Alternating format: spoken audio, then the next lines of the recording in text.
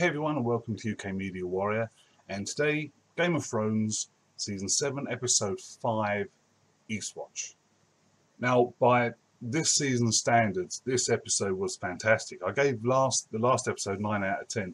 This one is definitely going to be higher. This was an amazing episode. There is just as many good scenes in this one as there were in the previous one, even though we had a battle in the last one. This one, though, just delivered on more characterization. It filled out some characters. Now, there were problems.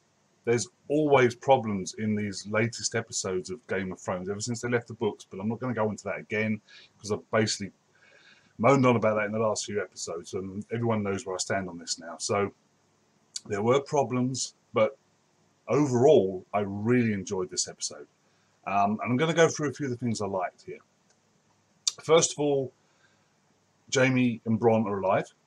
I love those characters. Didn't really have any trepidation that they were going to die at the end of the last episode. That wasn't really a cliffhanger. Everyone knew that Jaime Lannister was going to be alive at the beginning of this one, so that wasn't a big deal. But I was still happy to see him and Bronn alive.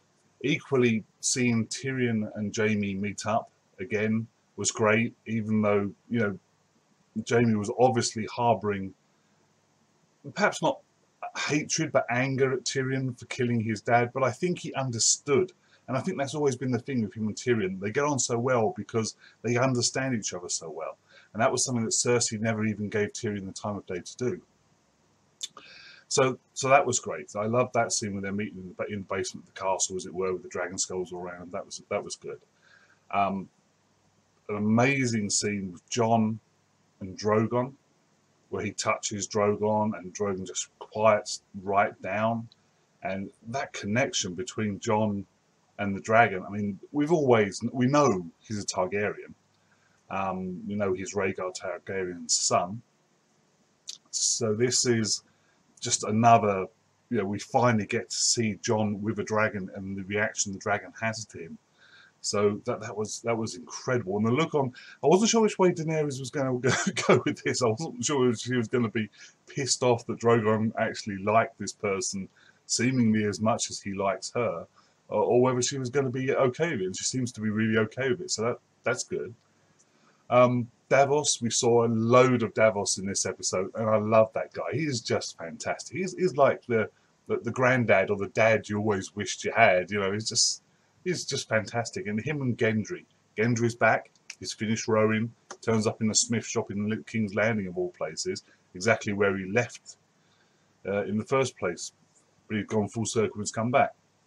But seeing Gendry back was fantastic. And I can't remember the actor's name.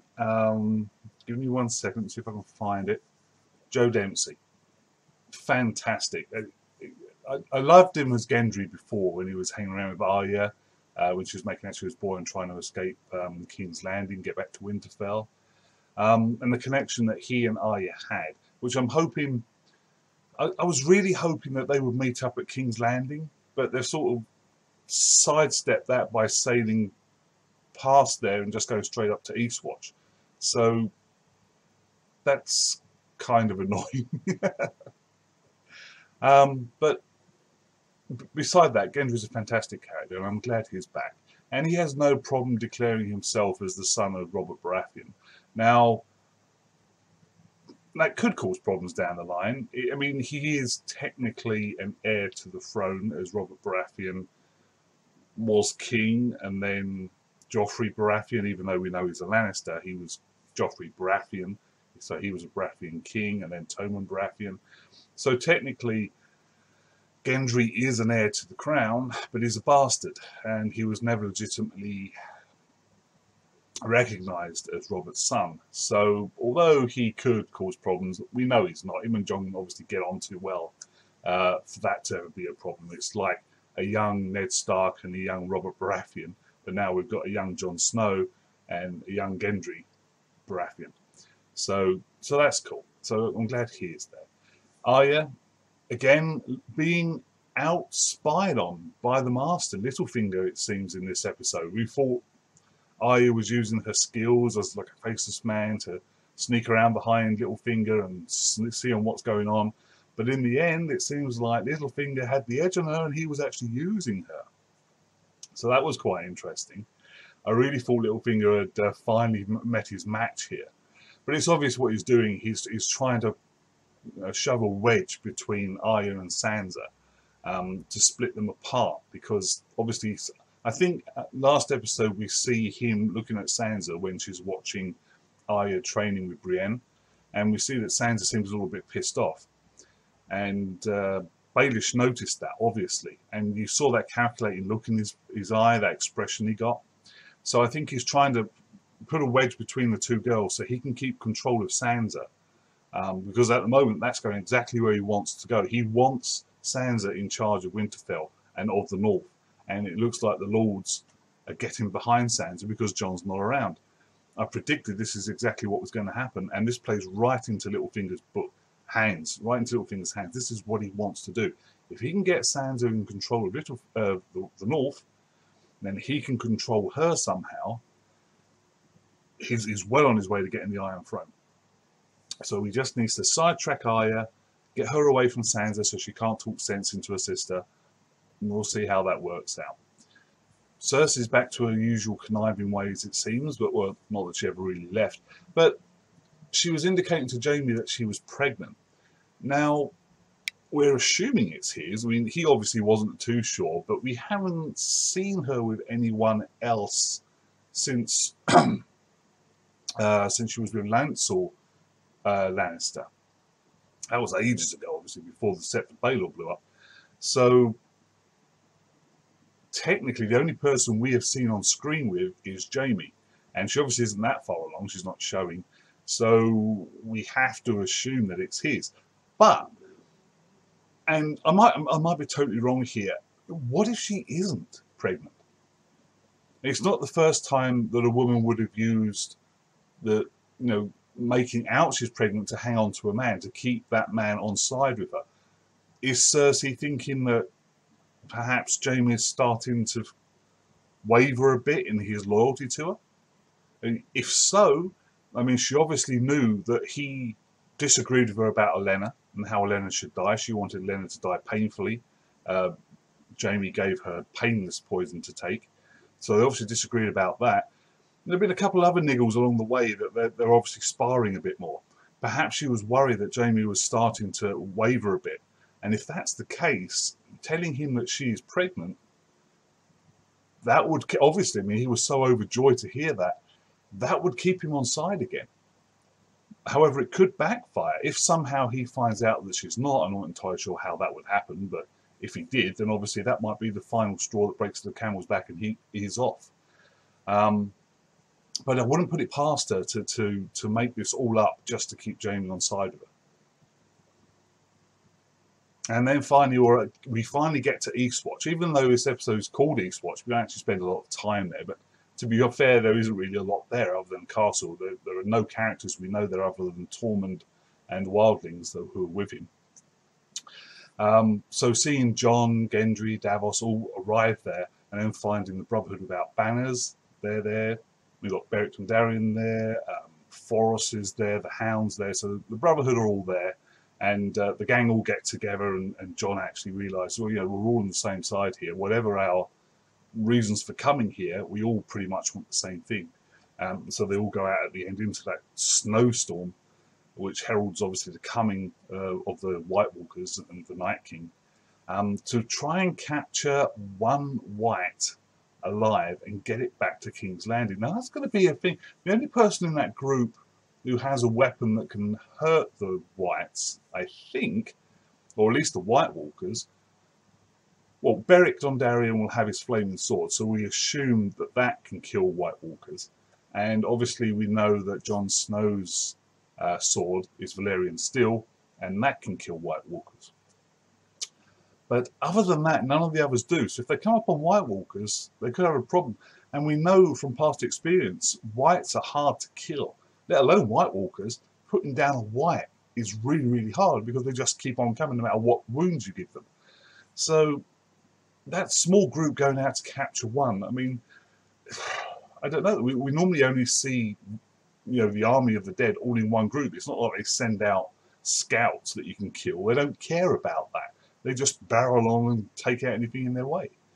So I'm not sure how this is going to go. It's not going to go well. We know that much because in the trailer for the next episode, we see that horde of whites coming at John and his group. So it's not going to go well next episode for them. We know that much at least.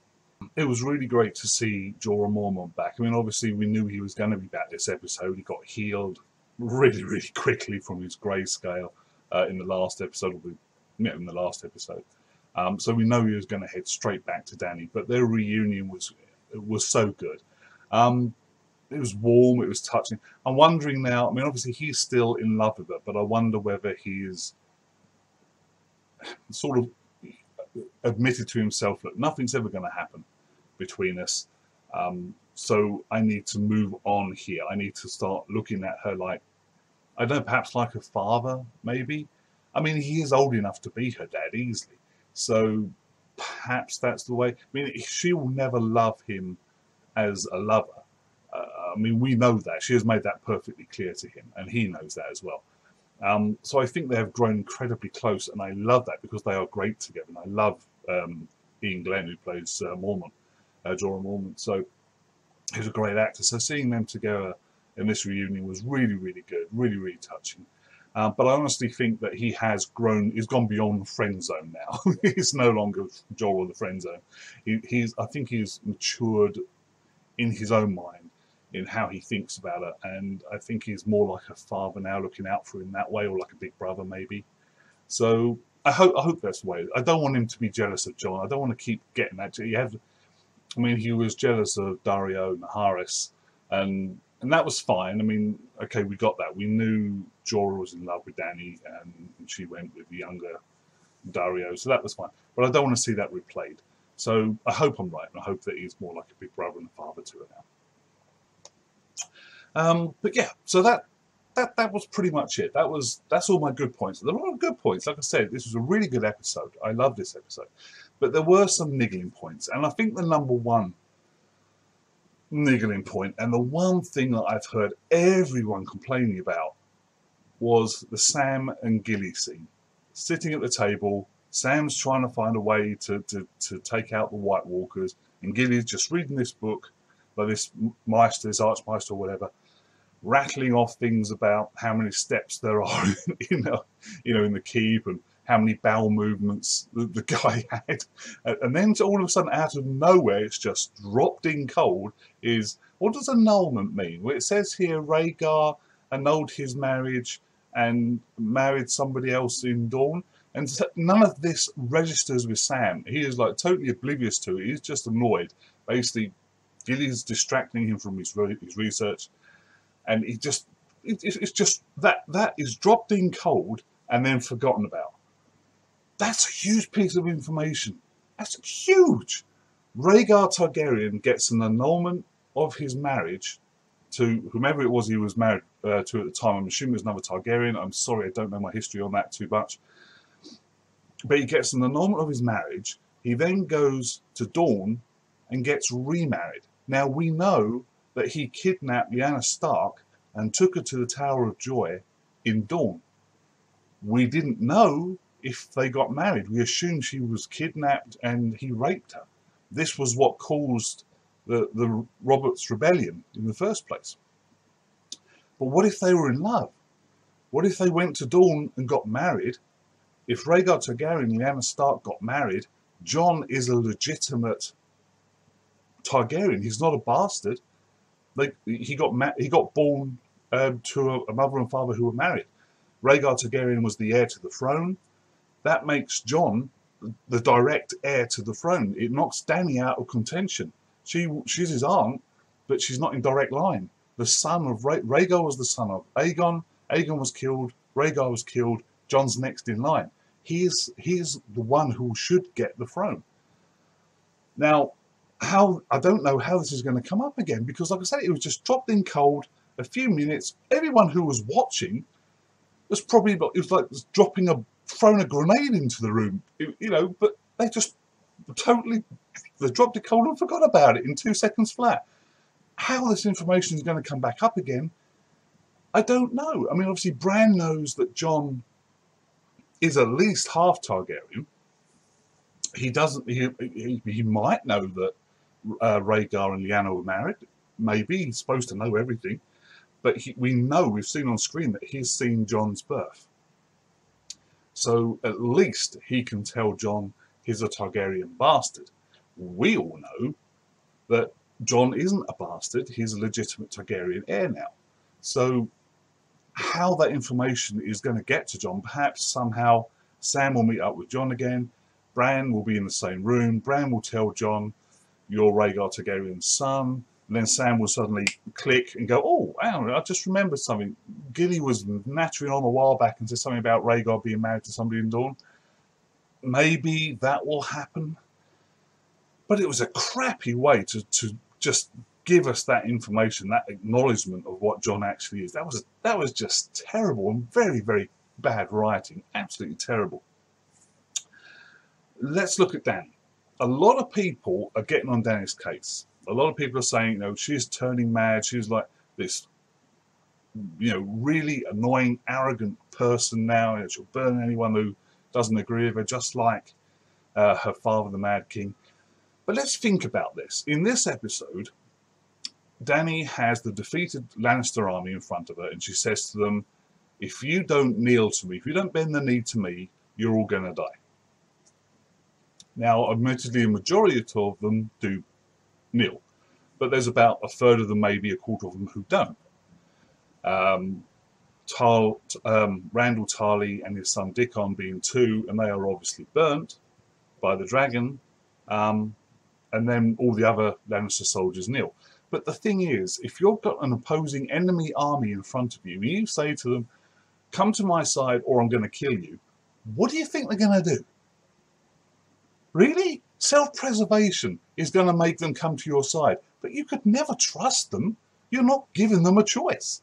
They either die right there or they come to your side. So, okay, they kneel, they come to your side. You can never trust them. They're going to try and stab you in the back or run away as soon as they can. I mean, there might be a very few in there who actually stay loyal, but there will be a very few, I would imagine. The majority of them are just going to get out there as fast as they can. So you haven't actually accomplished anything. You haven't won them over to your side. You've just browbeaten them into doing what you want them to do. But let's look back at Dany's history. She's crucified slave masters of Slaver's Bay. She burnt one, I don't know who he was, what master or whatever he was. When she got the Unsullied, she got Drogon to burn the guy. She burnt all the Dothraki Carls in that hut. So this isn't exactly the first time we've seen her be bloodthirsty. This is a continuing trend. I mean, she's covered it up by doing good things. She's freed slaves, she's freed cities. She's been covering it by doing good things, but it's like, in her mind, the ends justify the means. And the means are being brutal, burning people, killing people, torturing people, to get what she wants. So this isn't exactly the first time we've seen this trait of hers. She's been like this for a long time. However, what was odd was like the polar opposite. After she got back to King's Land, back to Dragonstone, and that was a weird scene. It's like you start the scene and bang, the dragon just lands smack bang in front of Jon for some reason, starts yelling at him. It's like, whoa, bloody hell, where'd this come from? That's a weird way to start a scene out. But it was from nowhere. It was just edited in there, smack, right in your face. Drogon screaming at Jon. It's like, well, hang on. Why would she do that? Why would she land Drogon that close and let the poor dragon shout at Jon? I mean, was she trying to scare him? Was that her reason for doing that? It just seemed a little bit stupid. But then afterwards, she really is starting to like Jon. You can see it in her face. She started to show emotion at last, thank God. And you actually saw how close she is starting to feel to Jon.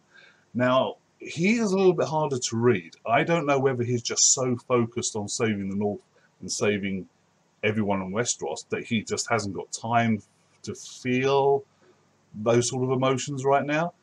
But he didn't, I mean, you could see in her eyes she didn't want him to go. She wanted him to stay with her.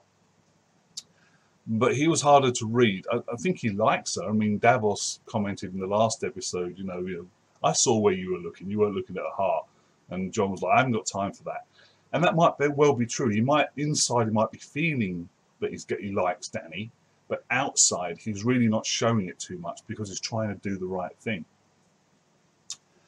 Now, obviously, Jon has left Dragonstone, but he hasn't gone back to Winterfell, so he hasn't consolidated his position again with the Lords of the North. He's still left Sansa in charge. Instead, he's popped all the way up to Eastwatch and gone out on what could well be a suicidal mission. It was a catch-22 for him. If he goes back to Winterfell, then he says to the Lords, okay, I'm back. And they're like, oh, good, right, finally, the King of the North is back. Then he says, but I've just got to go ahead north and then go north of the wall to catch a White. They would just be so pissed at him that he probably thinks it's a lot easier just to ask, to apologise later and ask forgiveness rather than asking permission. So even though he's King of the North, I get the feeling that's how he's looking at things. So he just sidetracks that, goes to Eastwatch and heads out on his own. The start of the episode, the very, very first few seconds, Bronn surfaces in that water, dragging Jaime up. 2 points. Point number 1. When you see where the smoke is on the horizon, how the hell did they get from 4 or 5 foot of shallow water on the edge of the river where he fell off the horse, all the way along that river to where they finally come out onto that beach? He was sinking like a stone. I mean, everyone was saying there was no way that water was that deep at that point. I've said it over and over again, and there was. I don't care what rationale you want to show. We saw that horse running through that water, and we saw him get knocked off his horse. He was about 3 or 4 foot away from the horse. There's no way that water is more than 4 or 5 foot deep, maximum. So he should have just splut to the surface right there and been captured. But no, for some reason, he's all the way down the river, and he gets dragged to the surface by Bronn. I'm sure Bronn is a strong man. We saw him in the last episode loading and firing and reloading a ballista weapon that would normally take 4 men to do. He manages to do it on his own. But dragging a full-grown man in plate armour with a golden hand, no less, up from the depths, swimming him all the way to the beach and then dragging him up on the beach? No. I'm sorry. What he would have had to do was cut the armour off of Jaime, and then he would have stood a chance of bringing him to the surface. But there is no way he could have pulled the weight of a full-grown man, soaking wet clothes, armour, a golden hand. There's no way Bronn could have swum that to the surface. It's just impossible. I'm sorry, but there it is. But that's pretty much it. So, like I say, overall, a great episode. I absolutely love this episode. So I'm going to score this one 9.5 out of 10 dragons. So there you go. 9.5 dragons out of 10. Almost a perfect episode. There were obviously some issues there. I had some problems. But overall, absolutely loved this episode. And I can't wait to see how Jon gets on next episode. This is going to be very interesting. How many of that group are going to survive? I mean, we like them, or I personally like them all now. So I want them all to live. But there's no way they're all coming back from that mission. So who's going to die? We'll have to wait and see. You guys take care. Thank you for watching. If you've enjoyed this review, please subscribe to my YouTube channel or at least share it on your Facebook. You guys take care. I'll see you next time. Thanks for watching.